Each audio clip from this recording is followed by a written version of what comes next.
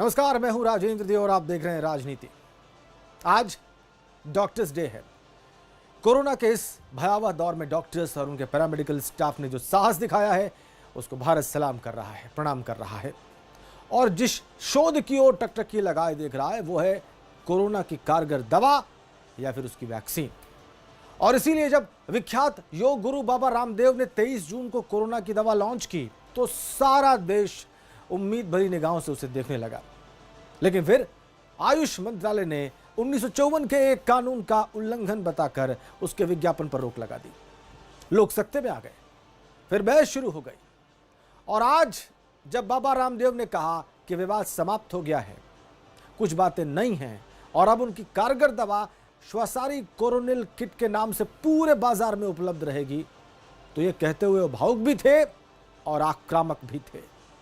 उन्होंने कुछ बड़े आरोप लगाए हैं, अपना दर्द बयां किया है। उनके इन आरोपों पर, उनके इस दर्द पर आज राजनीति में बहस होगी।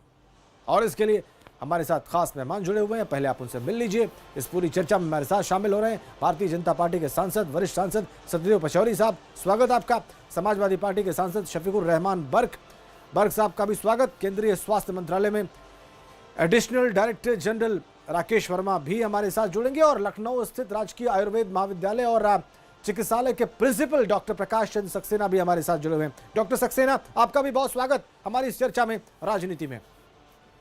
और इससे पहले कि हम इनसे बातचीत शुरू करें, बहस शुरू करें, बाबा रामदेव ने जो सवाल उठाए हैं, जो तकलीफ बयां की है, जिन हालात की ओर इशारा करने की कोशिश की है, वो देख लीजिए। अभी तो एक कोरोना के बारे में हमने क्लिनिकल कंट्रोल ट्रायल का डेटा सामने रखा तो मानो तूफान सा उठ गया, भूकंप सा आ गया, चूल्हे हिल गई। उन ड्रग माफियाओं की, उन एमएनसीज के माफियाओं की, उन भारत और भारतीयता स्वदेशी विरोधी ताकतों की जड़ें हिल गई। और ये हो क्या गया?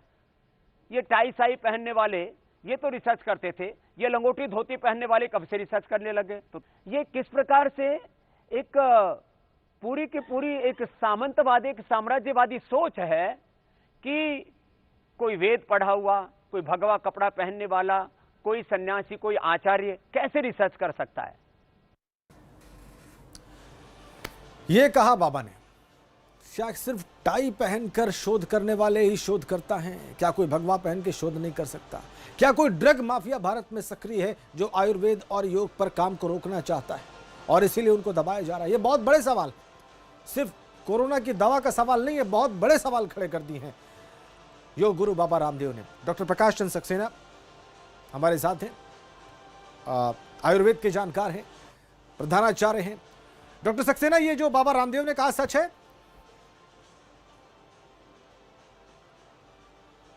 राजेंद्र जी जी, बाबा जी ने, स्वामी रामदेव जी ने जो अभी बात कही, मैं पहले तो ये बता देना चाहता हूँ कि स्वामी रामदेव जी की जो दवा कोरोनिल किट की बात हो रही है जी, जहाँ तक मेरे संज्ञान में है, कोरोनिल किट में तुलसी है, अश्वगंधा है और गिलोय है। दूसरा, इनकी किट में अणु तेल है और श्वासारी रस, जिसकी आप बात कर रहे हैं। जी जी, इसमें कोई भी दवा ऐसी नहीं है, कोई भी चीज़ ऐसी नहीं है जिस पर पहले काम ना किया जा चुका हो या पहले इस्तेमाल ना कर रही हो, किया जा रहा हो उनको। इसमें कहीं भी कोई भी विवाद की ऐसी चीज़ नहीं है। और ये सारी चीज़ें, मैं तो ये कह रहा हूँ कि मेरे अपने कॉलेज में भी जो हमारे बच्चे एमडी के या पीएचडी के जो रिसर्च करते हैं, उन पर भी हम लोग काम करा चुके हैं इन चीज़ों का। और इनके सबके, आज जब हम कोरोना महामारी के दौर में बात कर रहे हैं, कोविड-19 के परिप्रेक्ष्य में बात कर रहे हैं, तो ये सारी दवाएं न सिर्फ इम्यूनो बूस्टर का काम कर रही हैं, बल्कि कोविड-19 महामारी, इससे बचाव का और अपर रेस्पिरेटरी ट्रैक्ट पर बढ़िया काम कर रही है। नहीं तो फिर वो ऐसी बात क्यों कह रहे हैं डॉक्टर सक्सेना? मेरा सवाल लगता है आपने सुना नहीं। आप कह रहे हैं कि बहुत अच्छा काम कर रही है, ठीक बात है। नहीं, हाँ। फिर बाबा रामदेव ये क्यों कह रहे हैं कि ड्रग माफिया जो है वो दबाने की कोशिश कर रहा है आयुर्वेद को? ये सच है या नहीं है? अब देखिए इस प्रकरण पर कि ड्रग माफिया क्या कर रहा है क्या नहीं कर रहा है, आयुर्वेद की जहाँ तक बात करें, और बाबा स्वामी रामदेव जी ने जो, राजेंद्र जी आवाज नहीं आ रही। बिल्कुल आपकी आवाज हमें मिल रही है डॉक्टर सक्सेना, आप बोलते रहिए, हम लोग बहुत ध्यान से सुन रहे हैं आपको। मैं राजेंद्र जी ये कह रहा हूँ कि ड्रग माफिया क्या कर रहा है, कौन इसको रोक रहा है, अभी ये मेरे संज्ञान में नहीं है। अच्छा, लेकिन आयुर्वेद में जो ये चीज़ें हम लोगों को बाबा रामदेव जी ने बताई हैं, ये आज से नहीं पहले से इस्तेमाल की जा रही हैं, और कहीं भी इनका विरोध करना, हाँ, यदि कोई किसी स्तर पर इसका विरोध भी कर रहा है, हाँ, तो मैं कह रहा हूं कि वो बिल्कुल गलत विरोध कर रहा है। अच्छा, उस विरोध का कहीं कोई औचित्य मेरी समझ में नहीं आ रहा है। ठीक है। भारतीय जनता पार्टी के सांसद हैं हमारे साथ सत्यदेव पचौरी साहब। पचौरी साहब, आप रूलिंग पार्टी के सांसद हैं। रूलिंग पार्टी इसलिए मैं कह रहा हूं क्योंकि उत्तराखंड में जहां पर पतंजलि का मुख्यालय है हरिद्वार में, वहां भी आपके दल का शासन है, केंद्र में भी आपके दल का शासन है, और आयुष मंत्रालय ने ही विज्ञापन पर रोक लगाई थी 1954 के एक एक्ट का उल्लंघन बता के, और अब दवाई का नाम बदल गया लेकिन दवाई बाजार में आ गई है। लेकिन बाबा जी के आरोप कम नहीं हुए हैं, बाबा जी अभी भी कह रहे हैं कि ड्रग माफिया, मैंने अभी दिखाया भी। आपको भी ऐसा लगता है कि कोई ड्रग माफिया भारत में सक्रिय है जो आयुर्वेद और योग पर काम को दबाना चाहता है, खत्म करना चाहता है? देखिए, कोई नहीं है, तमाम ड्रग माफिया हैं जो ये नहीं चाहते कि आयुष मंत्रालय की जो औषधियां हैं जिनमें साइड इफेक्ट सबसे कम होते हैं, ये विकसित हों इस देश में। ये हमारी पूरी पद्धति को ही समाप्त करना चाहते हैं, क्योंकि ये जितनी दवाएं जो बनती हैं उनका बेस भी आयुर्वेद है, ये आपको बता दें। औषधियां ही हैं, पेड़ पौधे ही हैं, लेकिन जिनका इनके फॉर्मेशन का तरीका डिफरेंट है, अलग है, और ये हम लोग सीधी जड़ी बूटियों से बनाते हैं, इसलिए नहीं चाहते। बाबा रामदेव ने जो दवा बनाई थी उसकी परमिशन उनको इस बात के मिली थी कि ये बॉडी की प्रतिरोधक क्षमता बढ़ाएगी, ठीक, और ये वो जो तत्व इसमें मिले हुए हैं वो क्षमता ही बढ़ाने वाले तत्व हैं। हाँ, इसलिए जो रामदेव कह रहे हैं ये सच कह रहे हैं, और इस पे हमारी सरकारों को सजग होना चाहिए। ये ड्रग माफिया जो देश में आयुष मंत्रालय की औषधियों को, इनका प्रचार प्रसार, इनके बारे में दुष्प्रचार ये जो कर रहे हैं, इसको समाप्त करने के लिए कड़े कदम उठाने चाहिए। अब देखिए फिर हल्दी के बारे में दुष्प्रचार करते हैं। हाँ, ठीक कहा आपने। तो पचौरी साहब, अब 6 वर्ष से ज्यादा हो गए आपकी सरकार को सेंटर में, और बड़ी अच्छी बात, पॉजिटिव बात यह है पचौरी साहब, इससे पहले कि मैं सवाल पूछूं, पॉजिटिव बात रख दूं कि आपकी सरकार ने आयुर्वेद को बहुत पुश किया है, उसको बहुत प्रमोट करने की कोशिश की है, आयुष मंत्रालय बनाया गया, ये तमाम बातें हुई हैं, इसमें कोई दो राय नहीं। फिर भी ये ड्रग माफिया आपके शासन में सक्रिय कैसे है पचौरी साहब? देखिए, ये इसलिए तो क्योंकि इनका प्रचार तंत्र बहुत बड़ा है। अच्छा, आप ये डॉक्टरों को जो सुविधाएं देते हैं विदेशों में जाने की, भ्रमण की, और ये जो इतना प्रचार पे खर्च करते हैं, वो आयुष मंत्रालय या आयुष के बनाने वाले नहीं कर सकते। इसीलिए उनके प्रचार तंत्र के कारण वो विरोध करते हैं।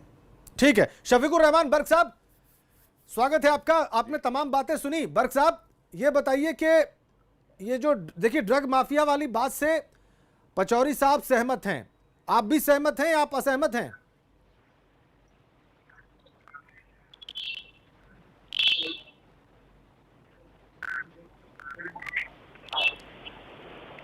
बर्क साहब, आपको मेरी आवाज आ रही है?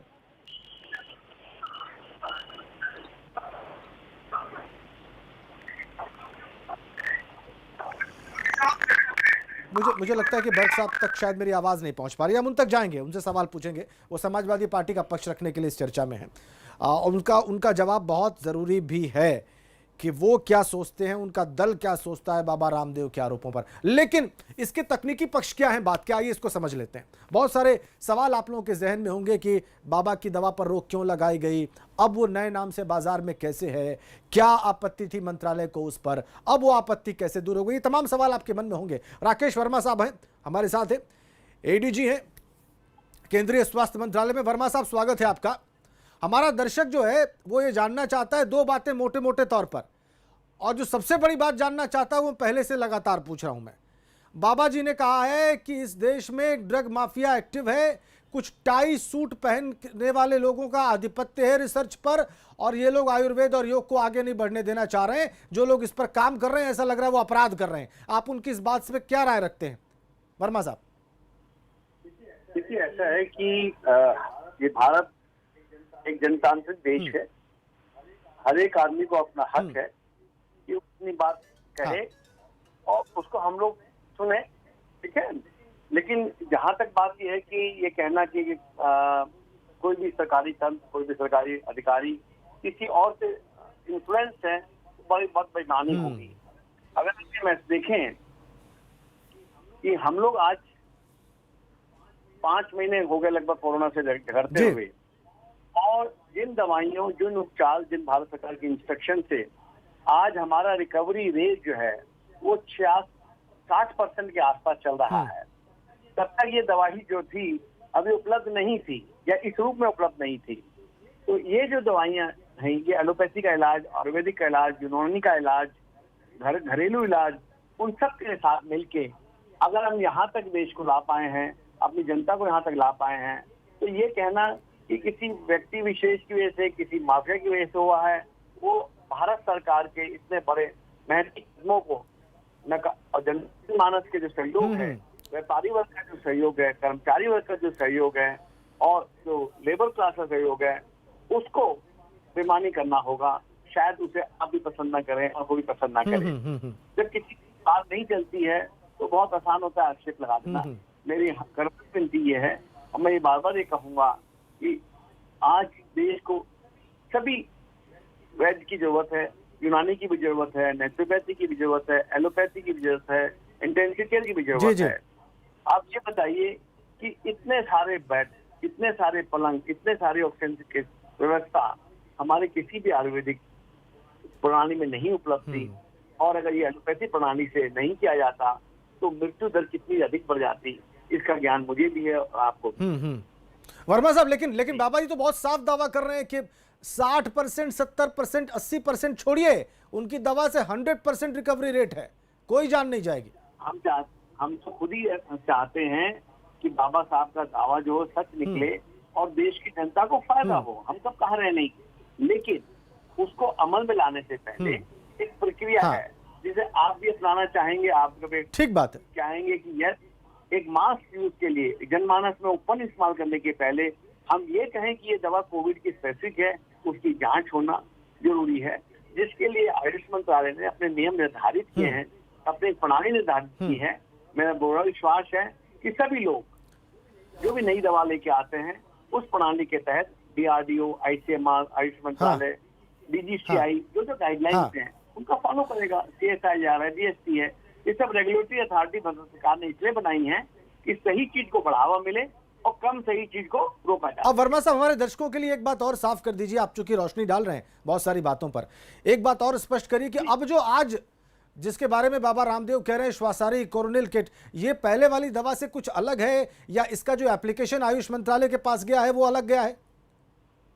देखिए, मैं किसी व्यक्ति विशेष या किसी दवा विशेष के बारे में कुछ भी चर्चा करने से बचना चाहूंगा। बिल्कुल ठीक है, मैं केवल ये कह रहा हूँ कि जनमानस को, सरकारों को, चाहे केंद्रीय सरकार हो या प्रांतीय सरकार हो या जिले की सरकार हो, हर कोई चाहता है कि अधिक से अधिक मरीज जल्दी से जल्दी ठीक हो, मृत्यु दर कम से कम हो सके, अस्पताल में रुकने का समय कम से कम हो सके और जनमानस और भारतवर्ष पुनः अपनी पूर्व प्रगति वाले पाथ पे अधिक से अधिक तेजी से चल सके। ये आपकी भी इच्छा है, हमारी भी आकांक्षा है, ये सरकार की भी इच्छा है और जनमानस की भी इच्छा है, व्यापारी वर्ग की भी, कर्मचारी और एबीपी गंगा की भी यही इच्छा है। स्वागत है, लेकिन उस स्वागत के साथ साथ ये जरूरी है कि दवा का पूर्ण रूप से परीक्षण किया जाए, दवा को जांच किया जाए कि दवा जो है वो उपयोगी हैं, यूजफुल हैं और इस्तेमाल में आ रही है। ठीक है, तो अभी ये होना बाकी है वर्मा साहब, इतना तो स्पष्ट करिए। देखिए मैं उस पर, क्योंकि मैं आयुष मंत्रालय अच्छा ठीक है, मैं समझ गया सर, मैं समझ गया। आपने, काम नहीं करता हूँ। मैं समझ गया, आपने बहुत, फिर भी बहुत महत्वपूर्ण बातें आपने साझा की एबीपी गंगा के दर्शकों के साथ। इसके लिए आपका बहुत धन्यवाद वर्मा साहब।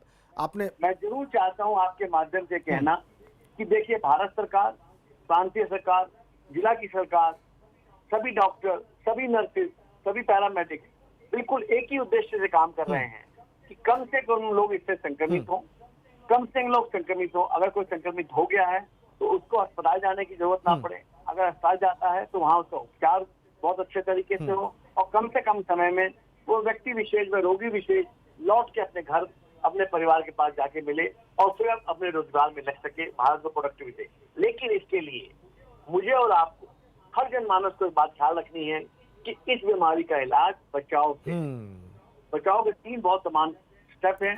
पहली बात, सामाजिक दूरी रखिए। एक नए आदमी से मिल रहे हैं, अनजान आदमी से मिल रहे हैं या कि बहुत दिनों बाद पुराने आदमी से मिल रहे हैं तो 6 से 8 फुट का गैप रखें ताकि उसके खांसने से, उसके बोलने से और उसके छींकने से कोई भी असर आप पे ना पड़े। बिल्कुल ठीक बात। आप खुद भी छींक रहे हैं, खांसी आ रही है तो बाएं मुड़ जाएं, दाएं मुड़ जाएं, ठीक है, बेसिक्स है। और अलावा मास्क का इस्तेमाल ठीक करें। है।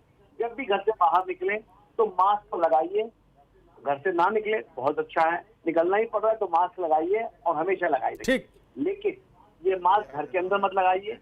दौड़ रहे हो, चल रहे हो, साइकिल चला रहे हो, व्यायाम कर रहे हो या किसी कार में बैठे हो अकेले, तो इस मास्क का उपयोग ना करें। ठीक है। बारंबार हाथ को धोएं, साबुन से धोएं, कोई भी साबुन इस्तेमाल कर सकते हैं, सस्ता भी साबुन, लेकिन जब साबुन अपने हाथ में ठीक लगाएं सर। तो नाखूनों को रगड़ें, हथेली को रगड़ें, उंगलियों के बीच की जगह को रगड़ें और साफ 15 रखें। से 25 सेकंड आपकी बात आ गई सर, मुझे उम्मीद है कि आज की चर्चा में जो बात आपने कही है, आपकी हर बात मायने रखेगी जी। कि हिम्मत मत हारिए, आप लोगों की मदद से लड़ाई जीती जा रही है, बहुत अधिकांश समय जीती जा चुकी है। विदेशों की वजह से डेवलप कंट्री के मुकाबले में हम लोग बहुत अच्छे हैं, बहुत आगे हैं। 58 से 60% रिकवरी रेट है और डेथ रेट 3% के पास ही है, जो कि बहुत बड़ी कामयाबी है। आपके मीडिया की तरफ से मैं पुनः अनुरोध करूंगा जनमानस से कि जो भारत सरकार ने निर्देश दिए उनका पालन। बिल्कुल बिल्कुल बिल्कुल। ये लड़ाई आप जी जी आपका सहयोग जरूरी है। जी जी, बहुत बहुत धन्यवाद आपका वर्मा साहब। डॉक्टर शफीकुर रहमान बर्क, समाजवादी पार्टी के सांसद हमारे साथ जुड़े हुए हैं। बर्क साहब, आपको मेरी आवाज मिल रही है? बर्क साहब, बाबा रामदेव कह रहे हैं कि ड्रग माफिया आयुर्वेद और योग पर काम करने से रोक रहा है उनको और हर उस व्यक्ति को जो योग और आयुर्वेद पे काम करना चाह रहा है। क्या राय है आपकी? मैं ये कहना चाहता हूँ कि बाबा रामदेव जो के दवाएं वगैरह का काम करते हैं और उन्होंने एक दवा बताई है कि साहब के कोरोनिल, हमने एक दवा इजाद की है जो कि कोरोना वायरस के सिलसिले में है, लेकिन अभी तक तो पूरी दुनिया में, हिंदुस्तान ही नहीं, अभी पूरी दुनिया इस पर कोई रिसर्च नहीं कर सकी, कोई दवा तैयार नहीं कर सकी, कोई वैक्सीन नहीं बना सकी अभी तक भी। लेकिन इनका ये कहना बिल्कुल फेक है, बिल्कुल ये इन्होंने गलत प्रोपेगेंडा किया, पैसा कमाने के लिए सब कुछ धंधा कर रखा है। इन्होंने जो ये कहते हैं कि कोरोनिल जो हमने ये दवा इसके लिए बनाई है, इसके सिलसिले में वो Uttarakhand drug and food administration ने कहा है, गवर्नमेंट का कहना है कि मतलब ये कि बिल्कुल ये गलत कह रहे हैं। इनके कोई दवा नहीं बना सके, ना अभी तक बनी है कोई दवा, ना हमें है, ना मैं इसको टोटली मतलब ये कि इसको कंडम करता हूँ इसको। और मैं ये कहना चाहता हूँ कि ये हमारे देश के अंदर आज भी कोरोना और इसका शोर है और बल्कि रोज बरोज बढ़ रहा है, लेकिन इसके बावजूद हम अभी तक इसका कोई इंतजाम नहीं कर पाए हैं। तो इस सिलसिले में चूंकि इन्होंने जो रजिस्ट्रेशन कराया है इम्यूनिटी बूस्टर के नाम से करा रखा है, गवर्नमेंट ने इसको नकार दिया और इसको मना कर दिया और उसके एडवर्टाइजमेंट पर पाबंदी लगा दी इस पर कि ये इसका प्रोपेगेंडा न किया जाए। मेरा कहना ये है कि ये बीमारी नहीं है बल्कि आजाद इलाही है। ये अल्लाह की तरफ से, अल्लाह ताला हमसे नाराज हाँ, है। हाँ। हमने जो दुनिया में काम किए हैं हमने, हाँ। वो अल्लाह को पसंद नहीं है। लिहाजा जब तक हम अल्लाह के आगे सामने अपने गुनाहों की माफी नहीं चाहेंगे, हाथ नहीं जोड़ेंगे, और हम जब तक के हम इससे अल्लाह से अल्लाह हमें माफ नहीं करेगा, उस वक्त तक ये कोरोना का कोई इलाज भी अभी तक नहीं हो ना हुआ। अच्छा, आप अभी कह ना रहे हैं हुआ। बर्क साहब के जब तक माफी नहीं मांगेंगे तब तक कोई वैक्सीन डेवलप नहीं हो पाएगी? हाँ, अल्लाह से माफी मांगना जरूरी है। अब अच्छा, ठीक आ गई बात आपकी बर्क साहब।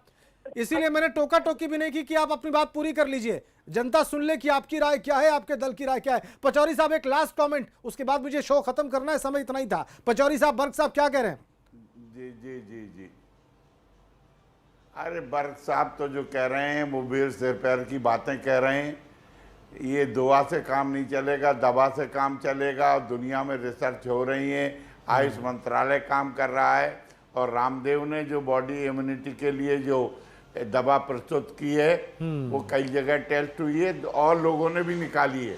और वो तो ये कह रहे हैं कि ऐसे हो जाओ कि आपको बीमारी हो ही नहीं। और रामदेव जो प्रयास कर रहे हैं वो सार्थक कर रहे हैं, प्रशंसनीय है।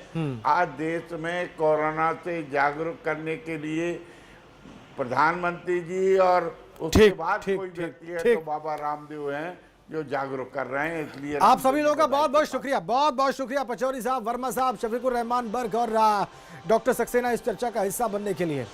मुख्तलिफ राय क्या है कोरोना की दवा या इम्यूनिटी बढ़ाने की दवा पर या बाबा रामदेव के इस कथन पर, वो आपने देख लिया। और सबसे अहम था शफीकुर रहमान बर्क साहब का ये कहना कि अजाब है, माफ़ी मांगे बगैर इसकी कोई दवा ईजाद नहीं हो सकती। राजनीति देखने के लिए आप सभी का बहुत बहुत शुक्रिया। नमस्कार।